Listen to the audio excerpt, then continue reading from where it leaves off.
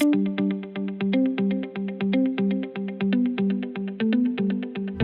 Andy, what do you view as the success of this MFM project we've done for 7 years? Well, I think there are three different levels of success.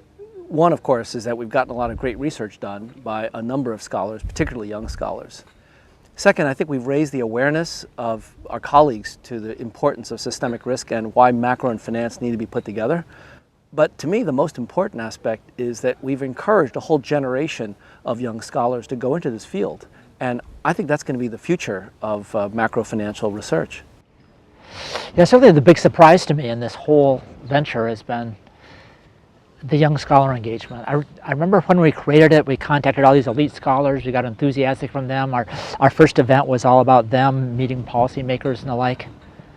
But then we kind of evolved into this, let's reach out to young people, and that's been a pleasant surprise that I didn't see coming at the outset, but has been one of the big successes. As I talk to the young people, they're talking to each other across universities, or they're pleased to talk to faculty at other universities, and the community aspect of it, I think, is just hard to underestimate its value. Well, one of the benefits of having this incredible group of students is that I think they feed off of each other. Yeah. And they really have access now to enormous amounts of ideas, opportunities, and just the ability to interact with regulators, policymakers, professionals in the investment management industry, and first-rate academics. I think it's a great way to get them going. Yeah.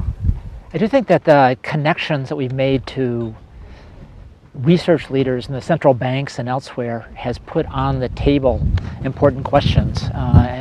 And it's, if we're just an academic only type of venture, then I think we would have potentially missed that. I think I myself have gained by having these interactions, by trying to figure out what the Bank of England's trying to do, or trying to figure out what the ECB's trying to do, or the Federal Reserve System. And I think for our young scholars to see that, it can really help them frame interesting questions going forward.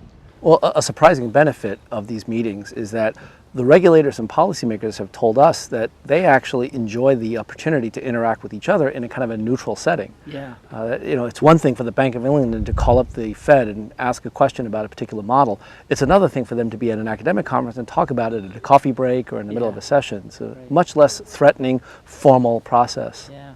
So what do you see the future of activities like this? For me, a big plus has been it's been across universities. It's engaged people with common interests, diverse perspectives coming into it, but also that cross-university connections has been quite important. One of the challenges I think we face going forward is how to keep that going. And I think it's tremendously valuable, but exactly what the right catalyst will be for that, I think, is one of the challenges we face. Well, one of the things that I learned from this process is that there are a number of stakeholders that are focused on systemic risk. It's not just about the students or the academics, it's really about all of the various different participants in the financial ecosystem. And I think having this kind of interdisciplinary, multi-university, multiple stakeholder kind of gathering really enriches the discussion, and it gives us a kind of impact that I don't think we would have had if we focused just on academics or just on regulators or any one organization. Yeah. So kind of an interesting challenge is the so-called cost-benefit analysis. We can quite easily measure some of the costs of this. The benefits, I think, could be substantial, but they're harder to quantify, and they're going to play out over not just the next year, but over the next decade or so as kind of research emerge. So it's my guess, it's my hunch that this has a lot of benefits attached to it, and I certainly believe that to be the case. I just don't have a good way to quantify it right now. Well, one way to quantify it is to take a look at all of the doctoral dissertations that have been funded by MFM and all of the students that really have benefited from being part of this organization. Yeah. I think that they're going to be going on and doing continuing research in these areas that will have tremendous impact over time. I also think that if you take a look at the various different organizations that have hired these students, they actually look at the MFM as a kind of a point of pride, kind of a calling card that we're dealing with somebody that's of great quality. So that to me is a tremendous benefit that will continue to yield value. One of the exciting things to me was the summer camp we did last year. Two of the presentations were given by some of the initial people we funded with these MFM research support, and now they're already have established themselves at elite institutions doing frontier research, and that to me was a very nice moment to actually hear them already display intellectual leadership in these important areas. I do think that these kind of young success stories probably have more credibility than you and I do, even though we've advised a whole lot of PhD students over the years. So, somehow they've been through it recently and they succeeded. I think they have even more credibility as a consequence. But I think but I do think that they are already serving this mentorship role that's very important to us. So what do you see as the benefit of,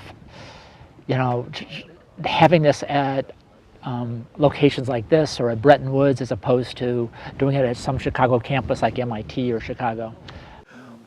One of the things about getting away is that it provides an opportunity for students, faculty, and other market participants to come together and focus on a particular set of issues without the distractions of day-to-day life.